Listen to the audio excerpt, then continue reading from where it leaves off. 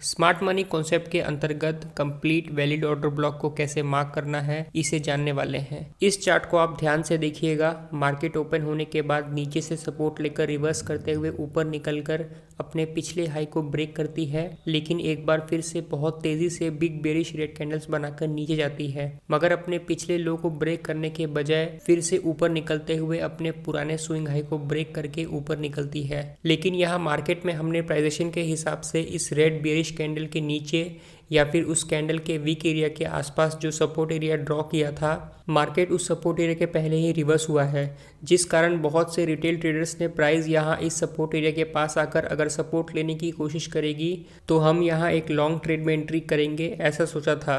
वह सब traders market के इस रिवर्सल को देखते ही रह जाते हैं और उन्हें यहाँ ट्रेड में एंट्री करने का मौका भी नहीं मिलता। मुझे लगता है ट्रेडिंग करते समय आपके साथ भी बहुत बार ऐसा हुआ होगा, लेकिन प्राइजेशन के सपोर्ट एरिया के साथ साथ स्मार्ट मनी कॉन्सेप्ट के मुताबिक अगर आपको यहाँ वैलिड ऑर्डर ब्लॉक को मार्क करने की टेक्निक पता होती तो आप यहाँ इस तरह से एक ऑर्डर ब्लॉक जोन को मार्क करते हुए जैसे ही प्राइस यहाँ इस जोन में आती तो आप यहाँ लॉन्ग ट्रेड में एंट्री प्लान कर सकते थे। इसीलिए आपको ऑर्डर ब्लॉक के बारे में डिटेल से जानना पड़ेगा। तो चलिए सबसे पहले ऑर्डर ब्लॉक किसे कहते हैं यह जानते हैं। मार्केट इस तरह से हायर हाई बनाकर ब्रेकआउट स्ट्रक्चर करते हुए आगे बढ़ रहा है। अब इस सिचुएशन में एक बिग इंस्टीट्यूशनल बायर्स को मार्केट का बुलिश स्ट्रक्चर देखते हुए लॉन्ग ट्रेड में एंट्री करनी है, तो वह आप और हम जैसे एक रिटेल ट्रेडर की तरह एक ही जगह पर मार्केट ऑर्डर लगाकर सीधे अपनी पूरी क्वांटिटी से ट्रेड एंट्री नहीं कर सकता, क्योंकि हमारी क्वांटिटी कम होती है। इसलिए मार्केट ऑर्डर लगाने पर हमारे ऑर्डर्स एक ही प्राइस पर पूरी तरह से एग्जीक्यूट हो जाते हैं। लेकिन अगर वह ऐसा करेंगे तो उसकी क्वांटिटी बड़ी होने के कारण यहाँ इस लेवल पर जैसे ही वह लाखों की क्वांटिटी में बाय ऑर्डर लगाएंगे तो मार्केट में एकदम से बाइंग प्रेशर बढ़ने के कारण प्राइस तेजी से ऊपर जाने लगेगी, जिस कारण उसे ज़्यादा भाव पर यानी कि बढ़े हुए प्रीमियम पर उस स्टॉक को या फिर ऑप्शन को खरीदना पड़ेगा, जिस कारण उसकी बाइंग प्राइस बढ़ जाएगी। एग्जाम्पल के लिए स्मार्ट मनी को यहाँ 20 रुपये से लेकर 25 रुपये के प्राइस लेवल पर 5 लाख क्वांटिटी में बाइंग साइड में एंट्री करनी है, लेकिन यहाँ इस लेवल पर अभी सिर्फ 2 लाख क्वांटिटी में ही सेलर्स मौजूद हैं, तो उस बिग इंस्टीट्यूशंस बायर के 5 लाख में से सिर्फ 2 लाख क्वांटिटी के ऑर्डर्स ही एग्जीक्यूट होंगे, क्योंकि किसी भी ऑर्डर्स को पूरी तरह एग्जीक्यूट होने के लिए जितने बायर्स हैं उतनी ही संख्या में सेलर्स चाहिए होते हैं, जिस कारण उसे अपनी बाकी बची क्वांटिटी को हायर प्राइस पर खरीदना होगा, जिससे उसका प्रॉफिट कम हो सकता है। इसीलिए जब कभी भी एक बिग इंस्टीट्यूशनल बायर या फिर सेलर्स मार्केट में किसी लेवल पर ट्रेड में एंट्री करता है तो एक ही जगह पर अपनी पूरी क्वांटिटी में ट्रेड एंट्री के ऑर्डर्स को ना लगाते हुए उसे एक जोन में यानी कि एक ब्लॉक में लगाता है। और अगर किसी कारण मार्केट में उसके यह सभी ऑर्डर्स एग्जीक्यूट नहीं होते और उनमें से कुछ ऑर्डर्स वैसे ही पेंडिंग रहते हैं तो स्मार्ट मनी द्वारा प्राइस को एक बार फिर से उसी एरिया में वापस लाकर अपने बाकी बचे ऑर्डर्स को एग्जीक्यूट किया जाता है, जिस कारण प्राइस इस तरह से ऊपर जाने के बाद फिर से नीचे आती है और बाद में उसी सेम जोन से बाकी बचे ऑर्डर्स एग्जीक्यूट होने के बाद तेजी से रिवर्स हो जाती है। इसीलिए सिंपल भाषा में आप ऑर्डर ब्लॉक को डिमांड एंड सप्लाई जोन कह सकते हैं, जहां बिग इंस्टीट्यूशनल्स अपने ऑर्डर्स को मार्केट में एग्जीक्यूट करते हैं। ऑर्डर ब्लॉक क्या है यह समझने के बाद अब इसे चार्ट पर किस तरह से आइडेंटिफाई करना है यह जानते हैं। ज्यादातर रिटेल ट्रेडर्स मार्केट में जब एक स्ट्रॉन्ग अपट्रेंड चल रहा होता है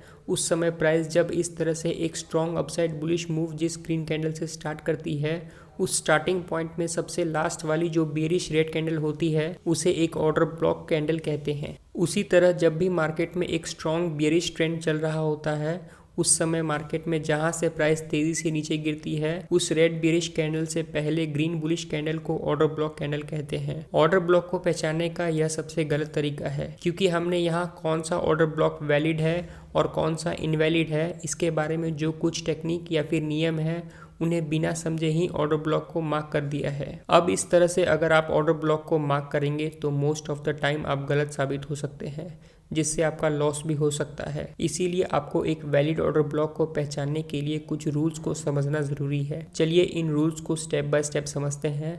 rule number 1, last candle liquidity SVEEP. यहाँ इस बेरिश प्रोजेक्शन में मार्केट ने इस लास्ट बेरिश कैंडल के बाद एक स्ट्रॉन्ग अप मूव किया है। साथ ही इस रेड कैंडल ने अपनी पिछली वाली कैंडल के लो को नीचे ब्रेक किया है, जिस कारण यहाँ इस कैंडल के नीचे की लिक्विडिटी स्वीप हुई है। इसलिए यह कैंडल एक वैलिड ऑर्डर ब्लॉक कैंडल है। लेकिन इस राइट साइड के एग्जाम्पल में इस लास्ट बेरिश कैंडल ने अपनी प्रीवियस कैंडल के लो को नीचे ब्रेक नहीं किया, इसलिए हम इसे एक इनवैलिड ऑर्डर ब्लॉक कैंडल कहेंगे। उसी तरह बुलिश मार्केट स्ट्रक्चर में इस लास्ट बुलिश कैंडल के बाद प्राइस तेजी से नीचे गई और इस बुलिश कैंडल ने अपनी लास्ट कैंडल के हाई को भी ब्रेक करके यहाँ इस कैंडल के ऊपर की लिक्विडिटी को स्वीप किया है, इसलिए आप इसे एक वैलिड ऑर्डर ब्लॉक कैंडल मान सकते हैं। लेकिन इस राइट साइड के एग्जांपल में इस लास्ट बुलिश कैंडल ने अपनी प्रीवियस कैंडल के हाई को ऊपर ब्रेक नहीं किया, इसलिए हम इसे एक इनवैलिड ऑर्डर ब्लॉक कैंडल कहेंगे। Rule number 2, imbalance. यहाँ लास्ट बेरिश कैंडल ने अपनी प्रीवियस कैंडल के लो को ब्रेक करने के बाद प्राइस तेजी से ऊपर गई है, लेकिन इस लास्ट बेरिश कैंडल के बाद जब चार्ट पर यह जो लगातार बुलिश कैंडल बनी है, उनमें से अगर इन 3 कैंडल्स को गौर से देखेंगे तो यहाँ इस फर्स्ट बेरिश कैंडल और इस थर्ड बुलिश कैंडल के बीच आपको कुछ अंतर दिखेगा। इसी को हम प्राइस इम्बैलेंस या फिर प्राइस इनएफिशिएंसी कहते हैं। यहाँ पर अगर हम लास्ट बेरिश कैंडल का वीक हाई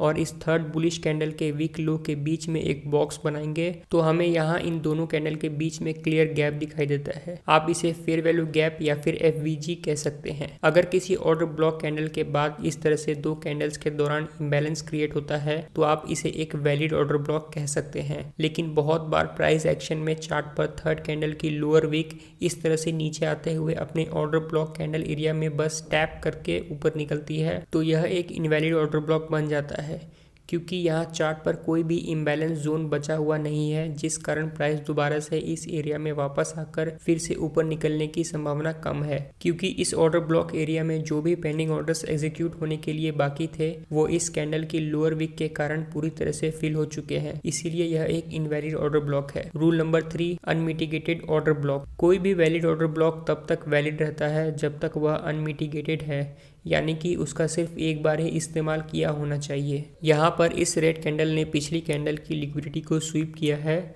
साथ ही यहाँ 2 कैंडल के बीच में इम्बैलेंस भी मौजूद है। इसका मतलब यहाँ पर भविष्य में प्राइस के इस जोन के पास आकर रिवर्स होने के चांसेस अभी भी मौजूद है, लेकिन जब चार्ट पर तीसरी कैंडल की लोअर वीक इस ऑर्डर ब्लॉक जोन को जैसे ही टच करती है तो यह ऑर्डर ब्लॉक मिटिगेट हो जाता है और कोई भी ऑर्डर ब्लॉक सिर्फ एक ही बार इस्तेमाल किया जा सकता है। लेकिन यहाँ कैंडल की लोअर वीक के कारण यह ऑर्डर ब्लॉक मिटिगेट होने से यहाँ कोई भी ऑर्डर पेंडिंग नहीं है, इसीलिए यह एक इनवैलिड ऑर्डर ब्लॉक बन जाता है। Rule number 4, valid break of structure on chart. यहाँ प्राइस हायर हाइज बनाकर ब्रेक ऑफ स्ट्रक्चर करते हुए आगे बढ़ रही है, साथ ही चार्ट पर इस लास्ट स्विंग लो के पास से प्राइस ने तेजी से ऊपर बढ़ते हुए अपने पुराने स्विंग हाई को ब्रेक किया है। इसका मतलब यह एक वैलिड ब्रेक ऑफ स्ट्रक्चर है। नीचे आते हुए इस लास्ट बेरिश कैंडल ने अपनी पिछली कैंडल के लो को ब्रेक करके उसके नीचे की लिक्विडिटी को स्वीप किया है, जिससे हमारा वैलिड ऑर्डर ब्लॉक का पहला क्राइटेरिया पूरा हुआ है। यहाँ इन 2 कैंडल के दौरान प्राइस ने इम्बैलेंस गैप बनाया है और तीसरी कैंडल की लोअर वीक ने हमारे ऑर्डर ब्लॉक एरिया को अभी तक टच नहीं किया है। इसका मतलब यह अभी मिटिगेट नहीं हुआ है, जिससे हमारे वैलिड ऑर्डर ब्लॉक के लगभग तीनों क्राइटेरिया यहाँ पूरे हुए हैं, लेकिन अभी तक प्राइस ने अपने पुराने हाई के पास इंड्यूसमेंट क्रिएट नहीं किया है। जब भी प्राइस किसी स्ट्रक्चर के पास आकर रिटेल ट्रेडर्स को अपने जाल में फंसाने के लिए इस तरह से फेक मूव बनाकर किसी रेजिस्टेंस या फिर सपोर्ट जैसे इंपॉर्टेंट लेवल का ब्रेक हुआ है ऐसा दिखाता है, और जैसे ही रिटेल ट्रेडर्स इस लालच में आकर इंड्यूसमेंट की दिशा में ट्रेड एंट्री करते हैं तो मार्केट तुरंत रिवर्स हो जाता है। इसी बात को इंड्यूसमेंट कहा जाता है। यह स्मार्ट मनी कॉन्सेप्ट का सबसे इंपॉर्टेंट पॉइंट है। यहाँ प्राइस अपने पिछले हाई के पास इस तरह से एक स्ट्रॉन्ग ब्रेकआउट कैंडल से फेक ब्रेकआउट कराता है, जिससे चार्ट पर इस इंड्यूसमेंट को देखकर बहुत से रिटेल ट्रेडर्स ब्रेकआउट की दिशा में ट्रेड एंट्री करते हैं, मगर प्राइस नीचे जाते हुए इन सभी के स्टॉप लॉस हंट करती है और उनके लिक्विडिटी को ग्रैब करते हुए नीचे फिर से हमारे ऑर्डर ब्लॉक एरिया के पास आकर इसी एरिया से वापस अपने पुराने अपर ट्रेंड को फॉलो करते हुए ऊपर निकल जाती है। लेकिन बहुत बार प्राइस अपने पुराने हाई को ब्रेक करे बगैर ही नीचे आकर ऑर्डर ब्लॉक को हिट करती है। इसीलिए किसी भी वैलिड ऑर्डर ब्लॉक के लिए लिक्विडिटी स्वीप, इनएफिशिएंसी या फिर प्राइस इंबैलेंस, अनमिटिगेटेड एरिया और ब्रेक ऑफ स्ट्रक्चर के द्वारा बनाए गए इंड्यूसमेंट की जरूरत होती है, तभी वह ऑर्डर ब्लॉक पूरी तरह से काम करता है। ऑर्डर ब्लॉक बुलिश और बेरिश इन दोनों तरह के मार्केट ट्रेंड में काम करते हैं, साथ ही आप इन्हें किसी भी टाइम फ्रेम में इस्तेमाल कर सकते हैं, लेकिन टाइम फ्रेम जितनी बड़ी होगी उतनी ही ऑर्डर ब्लॉक के काम करने की एक्यूरेसी बढ़ती है। चलिए अब ऑर्डर ब्लॉक को देखकर ट्रेड एंट्री कैसे करते हैं इसे जानते हैं। इस चार्ट को आप देखिएगा, ये निफ्टी 50 का 5 मिनट टाइम फ्रेम का चार्ट है। मार्केट ओपन होने के बाद प्राइस नीचे आते हुए इस तरह से प्राइजेशन बनाकर अपने स्विंग हाई को ब्रेक करती है, जिससे चार्ट पर वैलिड ब्रेक ऑफ स्ट्रक्चर बन जाता है। अब प्राइस जब नीचे से एक स्ट्रॉन्ग मूव करते हुए ऊपर निकलती है तो यहाँ इस लास्ट बेरिश कैंडल ने अपने प्रीवियस कैंडल के लो को नीचे की तरफ ब्रेक करने के कारण इस कैंडल के नीचे की लिक्विडिटी को स्वीप किया है। लेकिन इस रेड कैंडल के बाद चार्ट पर इस तरह से दो छोटी छोटी कैंडल्स बनती है जिनकी ओपनिंग और क्लोजिंग लगभग इस रेड कैंडल के अंदर या इसके आसपास होती है, जिस कारण हम इन दोनों कैंडल्स को इनसाइड कैंडल की तरह ही समझने वाले हैं। अब इस स्ट्रॉन्ग बुलिश कैंडल ने यहाँ एक बिग इम्बैलेंस क्रिएट किया है और किसी भी कैंडल ने अभी तक इस ऑर्डर ब्लॉक को मिटिगेट ना करने के कारण यह ऑर्डर ब्लॉक अभी तक अनमिटिगेटेड है। साथ ही यहाँ वैलिड ब्रेक ऑफ स्ट्रक्चर भी हुआ है, इसीलिए अब हम इस ऑर्डर ब्लॉक को एक वैलिड ऑर्डर ब्लॉक मान सकते हैं। हमने यहाँ एक वैलिड ऑर्डर ब्लॉक की तो पहचान कर ली है, लेकिन हमें ट्रेड एंट्री कैसे करनी है चलिए जानते हैं। ऑर्डर ब्लॉक एरिया में ट्रेड एंट्री करने के मुख्य रूप से 3 प्रकार हैं। Number 1, entry at the top area. आप इस ऑर्डर ब्लॉक के स्टार्टिंग पॉइंट पर अपनी एंट्री करने के लिए इस पॉइंट के आसपास अपने लिमिट ऑर्डर्स को लगाकर यहाँ ट्रेड एंट्री कर सकते हैं, जिससे आपका स्टॉप लॉस इस ऑर्डर ब्लॉक कैंडल के लो के नीचे रहने वाला है, जिससे प्राइस अगर नीचे आते समय यहाँ एक लॉन्ग लोअर विक कैंडल बनाकर इस एरिया को टैप करते ही ऊपर निकलती है तो आपके लिमिट ऑर्डर ऑलरेडी यहाँ पर लगे होने के कारण आपकी ट्रेड एंट्री मिस नहीं होगी। Number 2, entry eight 50% area. इस तरह की ट्रेड एंट्री में आप जब भी मार्केट में प्राइस इस ऑर्डर ब्लॉक एरिया के 50% के आसपास आती है तो यहाँ अपनी ट्रेड एंट्री को प्लान कर सकते हैं, जिसमें आपका stop loss order block area के थोड़ा सा नीचे एक बफर जोन को छोड़कर रख सकते हैं।